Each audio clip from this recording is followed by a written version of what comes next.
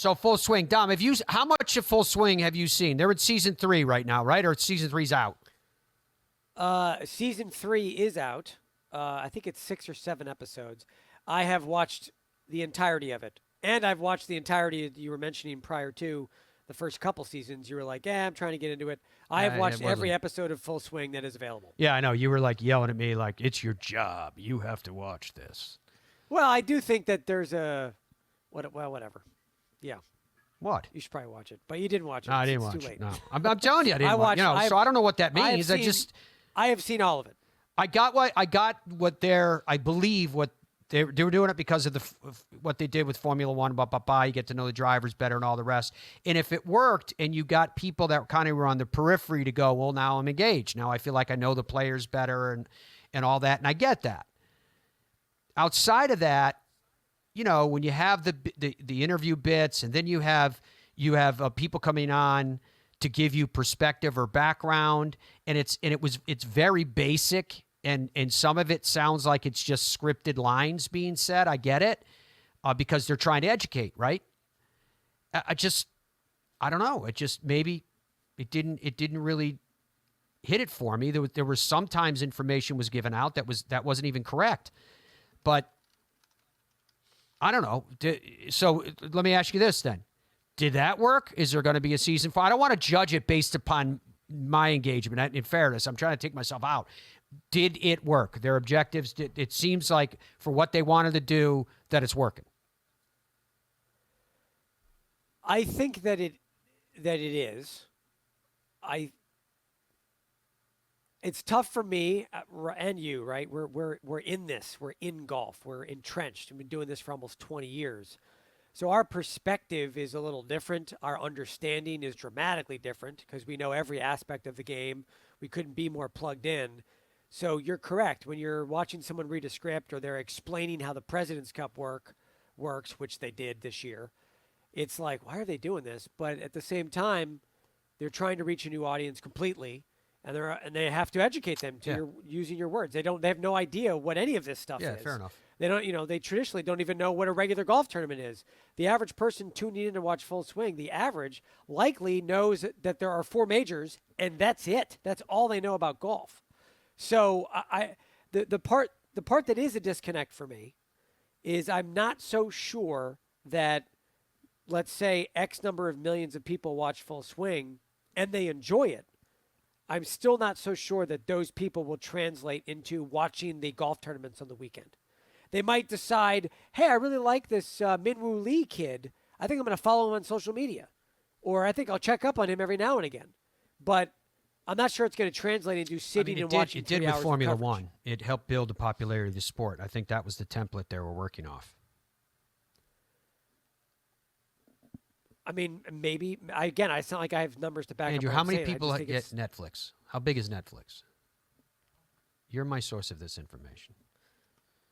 Andrew gave me an I don't know stare, but I know he knows. 300 million paid subscribers worldwide. Well, that's actually pretty good. In the U.S., it's 90. It's about 90. And in Europe, it's about 100 million subscribers. So all of Europe and the U.S., there's about 200 million of that group. Ish, yeah. Ish.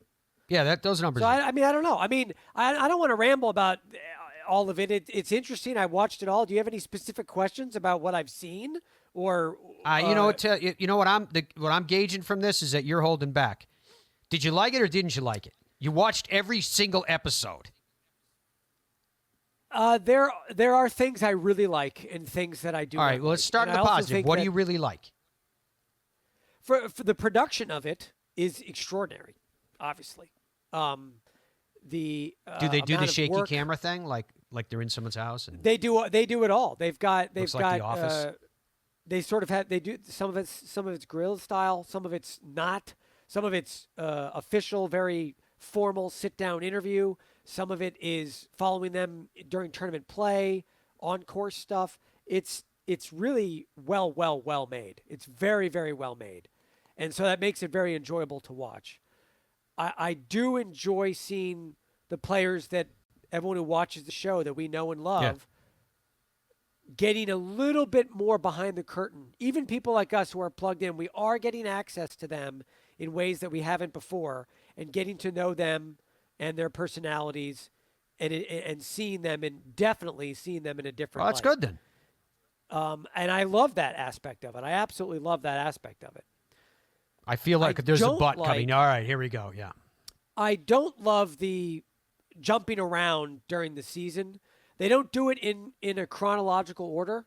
And as a golf person, it's a little odd and can be a little annoying that they are not doing things in any sort of So what do you mean? If order, they're jumping sort of out of around order. and it's early they only have 7 shows right in this season. So if it's early I think in it's their 6 or 7. season, I'd have to look it up, yeah. are you saying that it's what is it 6 months or a year behind the show? So they're like showing you the Oh, no, Players this is, Championship well, and then no. the Tour Championship in the same show? All right. Okay. Interesting question. For clarity, this is just last year. So this full swing season is what took place in the entirety of the 2024 golf season. And is it Full just stop. the PGA Tour, or are they also doing Live? Are they doing DP World Tour or anything else? They are just doing the PGA Tour. Okay. They do talk to some live golfers, and they'll sort of go in and out. And I think it was last year they followed some of the live players a little bit. This year they didn't really follow any live players, but they did do some interviews with them. But it's just PGA Tour that they're following. But they And- did last season. They didn't do anything. They didn't do like a show on Bryson, is what I'm asking. No, they did not do a show on Bryson Okay. DeChambeau. No, they had some interviews with him, him talking and whatnot around the U.S. Open a little bit, but they did not do like a sit-down, formal, long thing with Bryson or do like an episode. The way it's structured, Matt, just to, again for clarity and structure, they jump around in the episodes based on what happened last year. They don't do anything in a chronological order.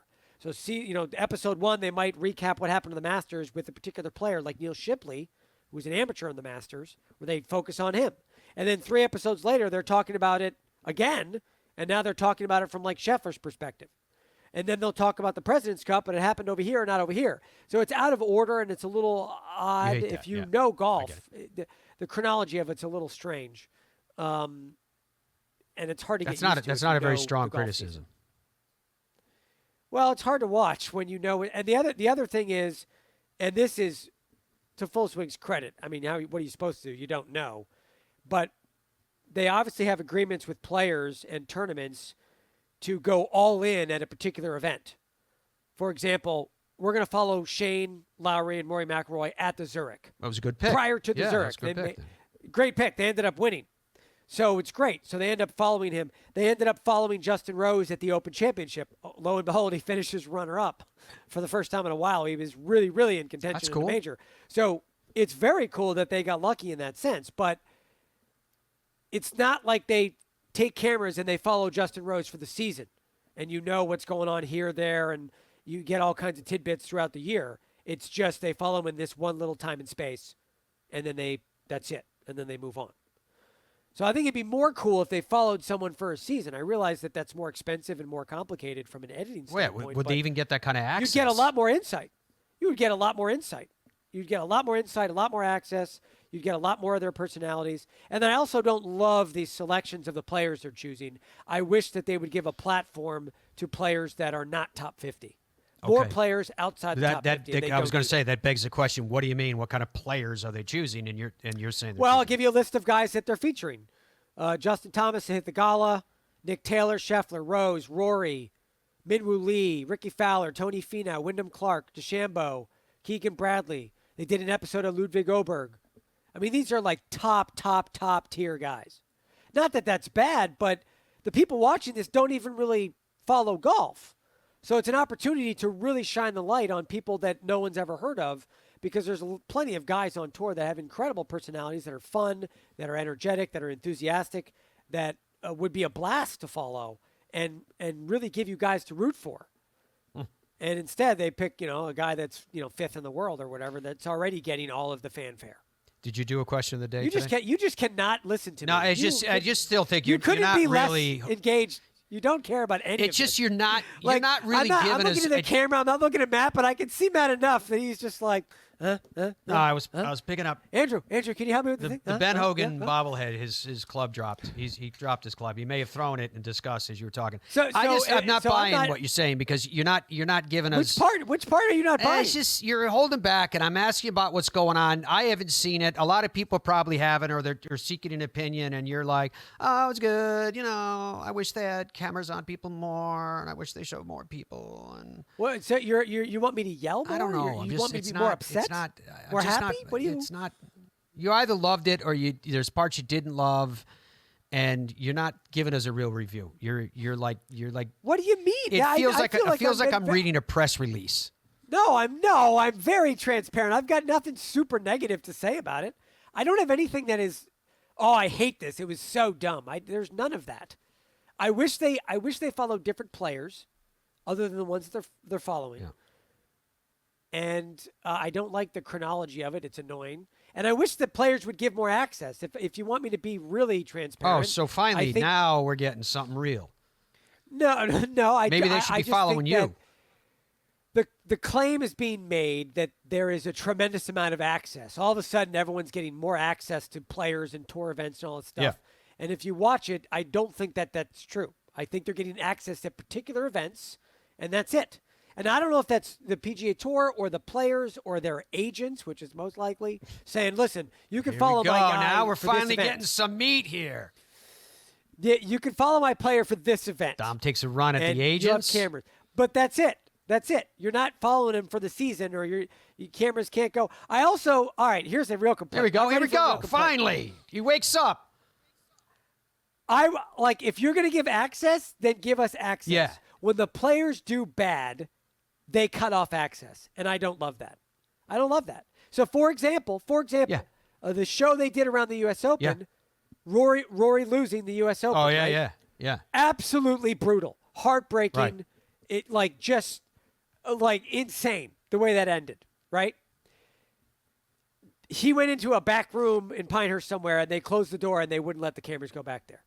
That is BS. Didn't we see during the actual broadcast though, it looked like a security camera or something? There was a camera in the scorecard tent area thing where Rory was watching with his hat lifted, and he was just morbidly disappointed. Yeah. But there were Netflix cameras there. Oh. And when they followed him a little bit when he left that, and then he went into some back room and they locked everybody out. And my complaint would be, let us in. You're pissed. You're cursing. You're angry. You're crying. All of that. Show it to us.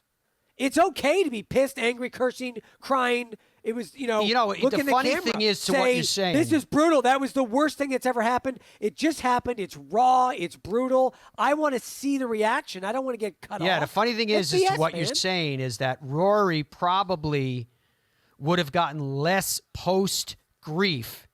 Because remember, everybody was all over him. He never came out and shook Bryson's hand, never said congratulations. Oh, they followed him. He went straight to his car. He just went to the car, and he was, burning rubber out of the parking lot type thing. And he probably would have been better received if he was like, nah, I'm happy for Bryson. I'm very disappointed for myself. I just need to get out of here and get some air. And everyone would have been like, that's a normal one of the rant. things that I don't like just about golf in general, but it happens to happen in full swing as well, is in every other sport, athletes are contracted. It's in their contract. When you lose the Super Bowl, you got to talk about it. You don't have a choice. You go in front of the media, you've got to talk about it. You don't have a choice. And on the tour, a lot of times, the loser, not every time, but a lot of times, they will dismiss the media. They'll say, I'm angry, I lost, I don't want to talk about it. You got to talk about it. This is part of the job. If you're pissed, I don't care what your emotion is, shove a mic in their face and tell me what you're feeling. I was kind of surprised this past week. You missed a bunch of putts. What happened? I don't want to talk about it. What do you mean you don't want to talk about it? You lost. Too bad. Yeah. Tell me what happened. I was actually kind of surprised this past week when we were on the air on Monday and we got the sound that John cut up for us. John Burka cut up for us as our overnight guy that makes all those decisions. We didn't have any Jake Knapp. He didn't speak to the media. That's what I'm saying. He must not have spoke to the media, which I was surprised by. Yeah, they said again, it's not uncommon. We do this every week. It's not uncommon. I would say it's more common that the losers or someone that threw it away doesn't say a word. They don't want to talk to anybody. Which I get, right? You're frustrated, you're angry, this is your job, you're pissed, you screwed up. But again, this is part of like TGL. TGL started the losing team does a press conference every time.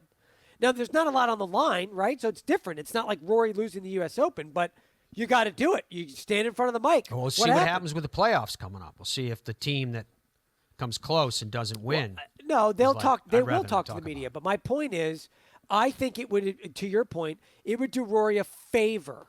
It would be better for Rory if he cried, talked to the media, said, I screwed up, I'm upset, I'm whatever he's feeling, whatever. Just tell us what's going on and then leave. I think that would be better. Maybe I'm wrong, but I really think he would be received better. It would be better for the product. It would be better for the tour. It would be better for Rory and whoever, Jake Knapp, all of them. When you lose, hey, what happened? I did want to hear from Jake. I'm a huge fan of his. I would want to hear about what happened when he decided to hit that ball in the mud. Yeah. What was your conversation with your caddy? Why did you make the choice to go for it? What did you really think? Somebody had to ask him, when you put your bare foot into that goopy water, was there any concern? I'm not telling everyone talks about the alligators. I wasn't worried about the alligator. I was worried about a water moccasin. Well, I'm That's just saying, I don't know why you. What I don't understand is. Yeah, what? Why you wouldn't do that. So, like Jake Knapp, as an example, who we know what happened. Why you wouldn't do that? Because we are coming off 2 decades where touring professionals have been coddled and protected, and the only image that anyone wanted projected about these individuals were that they were the purest human beings in the world. And then major things happen to start to crack that image of perfection. The fact that you would get fined if you said disparaging things about others, and all of a sudden that dirty laundry was being hung out on the line for all to see. I mean, you mentioned it yourself. You said, I don't know who said no, or maybe it was the agents. You deal with agents every week.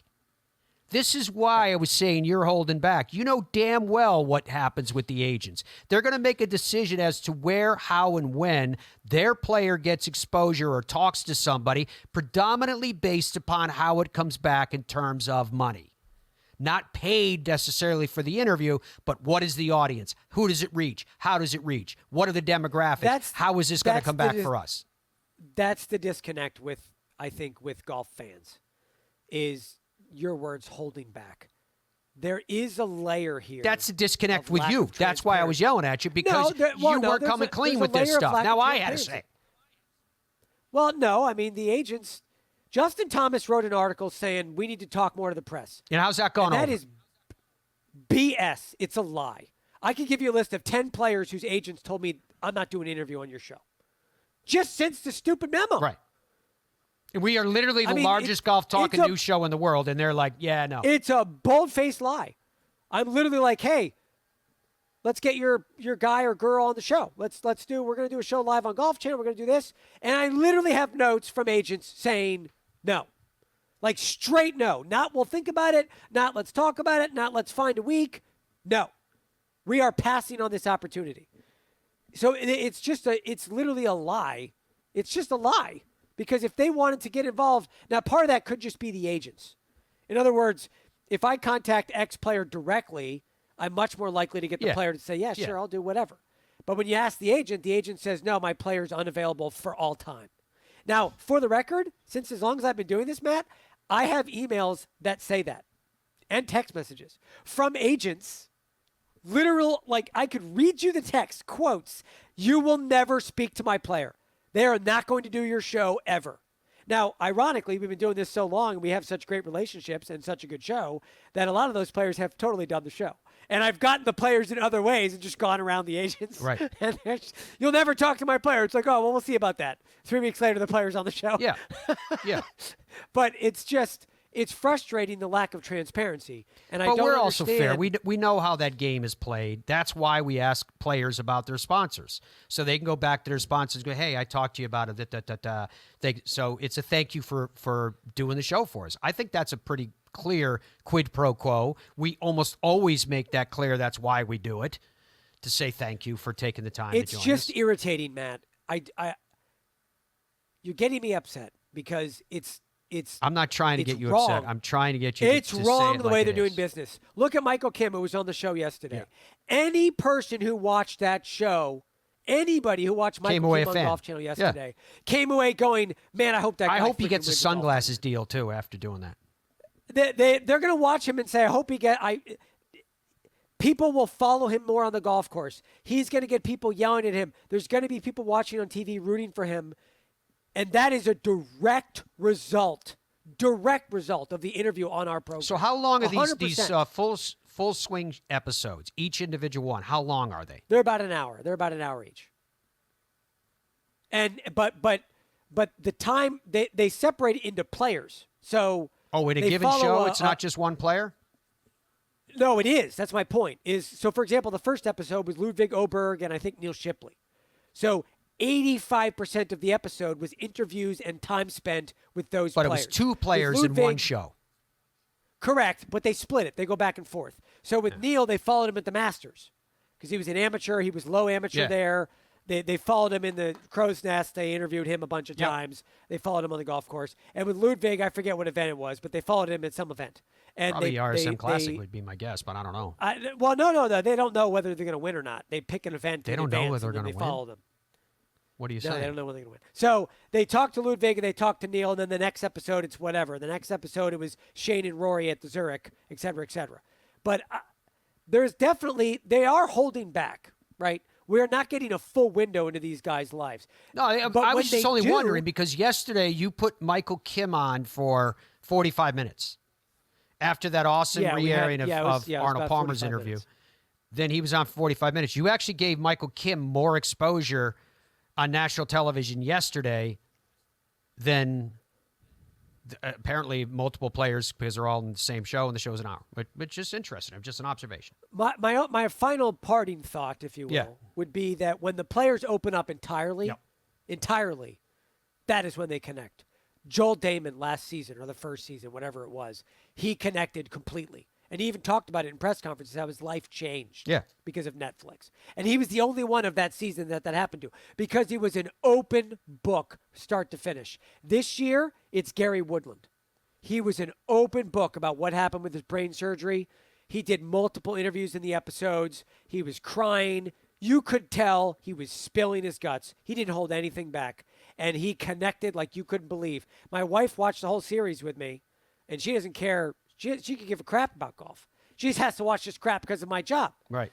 And she walked away from the season. At the end, I said, "What'd you think?" And the only thing she said was, "I love Gary Woodland. I hope he wins a major this year." Because he connected in that way, the same way Joel did. Wow, that's it? That's all But she it's gave only you? because they're an open book. 7 episodes with at least 14 players, and all she gave you, I love Gary Woodland? Yeah, that's correct. That's what she said. I'm just telling you. So that was before we go, that's my question of the day is, have you watched any or all of the really? Full Swing's new season? All right, what'd they say? 74% said no. I haven't watched any of it. So I guess they're all in the Matt Adams camp. No, They're no, like, because I did watch it. My camp is different. I gave it a Which one did you watch? Did you watch the first season? Yes. How many episodes? 1. What was that? I don't remember what happened. Who The was one that? I Who'd they saw follow? was Justin Thomas and Jordan Spieth. Justin Thomas and Jordan Spieth. Okay. And I thought it was okay. And- I just, to your Well, again, if they're trying to showcase the not lavish lifestyle, they're picking the wrong guys. None of those people are regular people. There's 180 guys on tour. Only 30 of them live like that. Yeah, I the mean, rest of them are. they had the cameras in the private jets, and they're talking about, turn over a card for $1,000 and all that. And I'm like, is this really the message that you guys are trying to send out? Yeah. Right? That's why Joel connected so well, by the way, because he was none of those things. He's in a regular house. He's talking about how I don't make any money. I don't fly regular whatever. Like we had Michael Kim on yesterday. He showed us. Remember that? I don't know if Andrew still has the graphic. He showed us how much $92,000 money, and change on travel. $92,000 of his own money spent on travel, and he literally put in the public. It's clear he has an Excel spreadsheet. None of it was first class or business class. There it is. $0 spent on private flights. That is him traveling on Southwest. He spent $90,000 on Southwest and American last year traveling to these events. Why doesn't Netflix follow that guy? Let's see the cameras, jam onto a Southwest flight, and they're trying to film Michael in the aisle seat, and the fat guy next to him is just like, can you move? You're in my arm space. That's the real tour. That's 80% of the tour. Follow that. That is television. Question is, who does the arm space belong to? The middle seat. Always the middle seat. Are you kidding me? The same question? I think you've got a claim. If you're in the middle, you get the arm things. And if you're in the window seat, you get to control whether the panel's open or closed. And if you're in the aisle seat, you get to stretch your leg. Or go up to the bathroom when you want to. But I think that there's something should be said for like first in. If you're there and you claim part of that arm or all that arm. Are you aisle or window? What are you? Depends on the flight. Not me. Usually when I'm going home, I like in the aisle for some reason, but a lot of times I sit in the window. Like I fly JetBlue. Only aisle. A lot. I'm always flying JetBlue. JetBlue, huh? Yeah, JetBlue. And I usually go window, like in the middle of the plane. You are not entertained. Like my full swing thoughts were they did not land with Matt. Some say you got more interesting at the end there, but